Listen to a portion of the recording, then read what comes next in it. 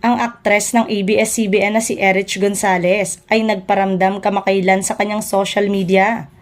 Nag-post siya ng larawan ng kanyang sarili sa kanyang official Facebook page na tila nagpaparamdam ang aktres sa muling pagbabalik nito sa ABS-CBN sa susunod na taon. Bumaha naman sa comment section ng post ni Erich ang mga pagbati at komento na eto na nga ba ang hudyat na magbabalik muli ito sa showbiz sa Kapamilya Network. Siya na nga kaya ang post ng ABS-CBN sa susunod na babalik at pipirma sa Kapamilya sa pagpasok pa lang ng 2025. Samantala, ipinahayag ng ilang fans kung gaano nila na-miss si Erich na hindi pa nakikita ngayong 2024.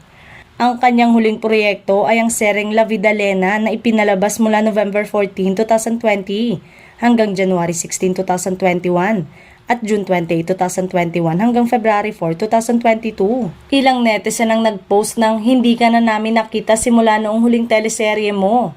Kung ikukumpara sa iba pang mga celebrity na nagpakasal, si Erich ay nagkaroon ng isang elegante ngunit low-key na kasal sa negosyanteng si Mateo Rafael Lorenzo noong March 2022. Nito ay namuhay siya ng tahimik. Ang pinakahuling update ni Erich ay noong January na nagdodokumento sa kanyang pagbisita sa Ivy Clinic sa Bonifacio Global City.